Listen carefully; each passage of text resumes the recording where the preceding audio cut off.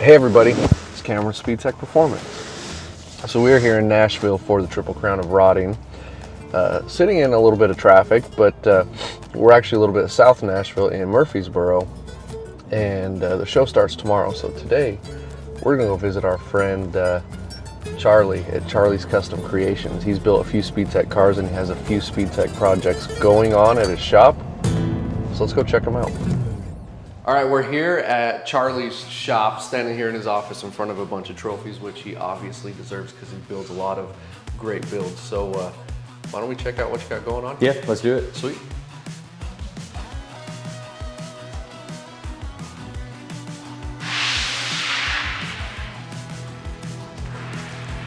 Our next big batch of cars will be coming in the next probably 2 weeks or so. Okay. Yeah, so we can do a little clean out, organize everything, and then we send those home and get our next batch in. So we'll have 4 more coming in Nice. 2 weeks or so. Okay.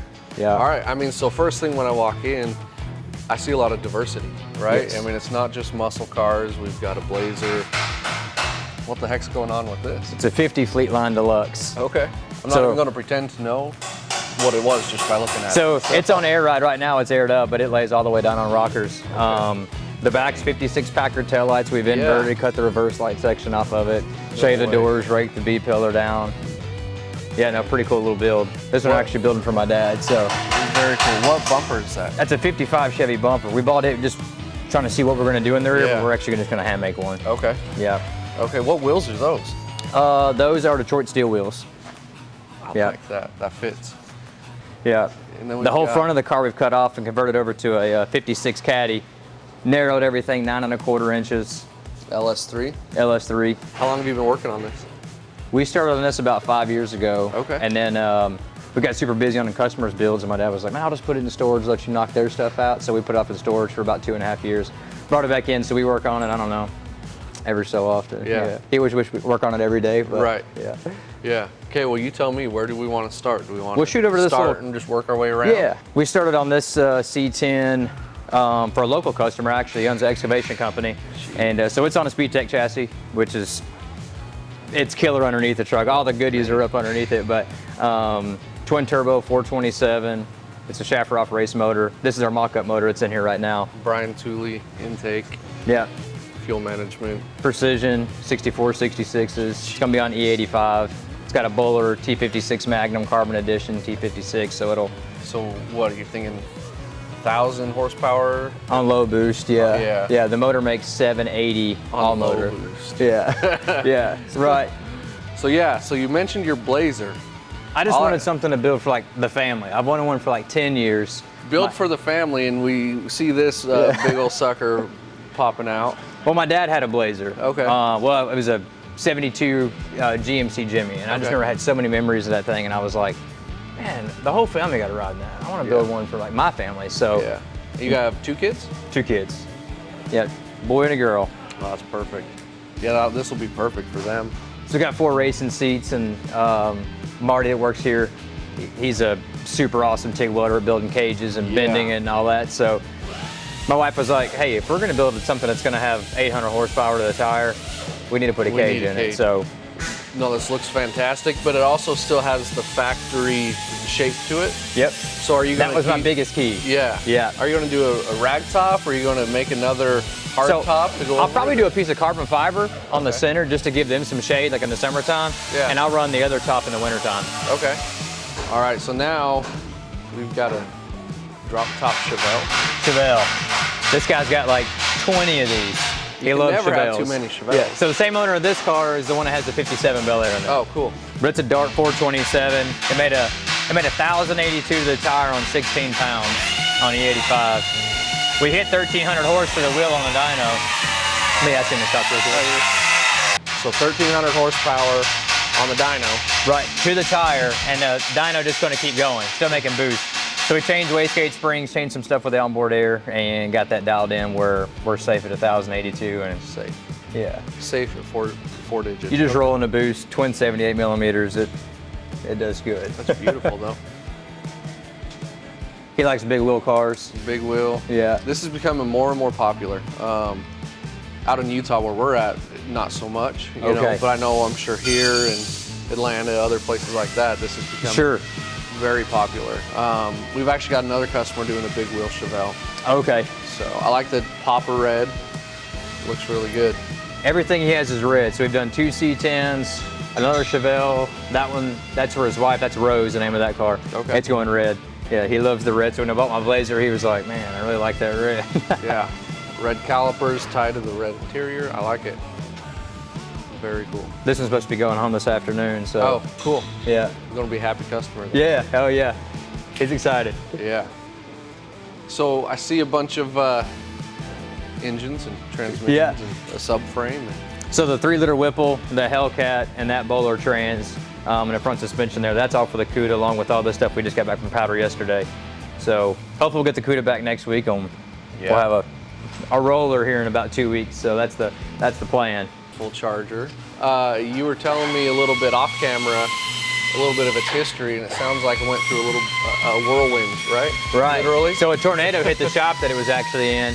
The car was on a rotisserie, so it just kind of got thrown around inside the shop that it was in. And I think this was one of the 3 cars that were actually in the shop at the time. I don't remember what shop it was or anything like that, but roof got basically crushed in, quarters had to get replaced, and so when he brought it to me, we put roof on it, basically new floors front to rear, and now we're loading it up with all the goodies from Speedtech. Yeah.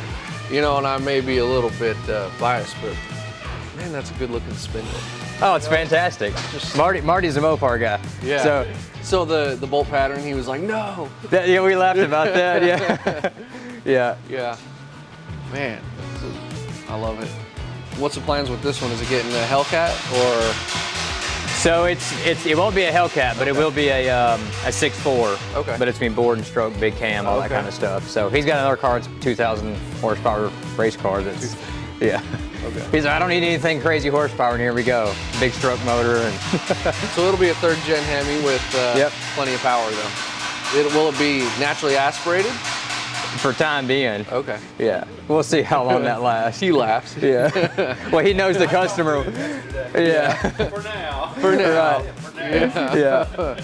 Oh, that's awesome. Now he's got everything TIG welded and metal Yeah. finished inside, so it's coming along real nice. Very nice. Very nice. Is it torque arm or IRS? Torque arm. Torque arm, yep. Want to keep some of his trunk space back there. Yeah. Yeah. Yeah. Keep it a 3-body trunk. You're right. Yeah. I can't tell you guys why. That's how my grandpa used to tell me how to measure a trunk was in body size. Oh, right. You know. Yeah. No, I agree. So we manage this customer's collection out of Georgia, and this is, I think, our 5th car we've got in from them. And they'll buy them at auction, they'll ship them here, or I'll go pick them up and then drop one off so we trade out. So the Thunderbird actually outside the 57, Yeah. I'm taking it back next Monday or Tuesday. And You guys aren't far from Georgia. no, A couple hours. yeah, 2 hours I'm to his place, so it's a nice little breeze down there. But we rewired it in vintage air and Griffin radiator, Dakota digital, upgraded the big brakes, shots getting the wheels, so we'll have those in about 3 weeks. Then Marty will narrow the rear end, get it back on the ground. This is kind of Oh shoot.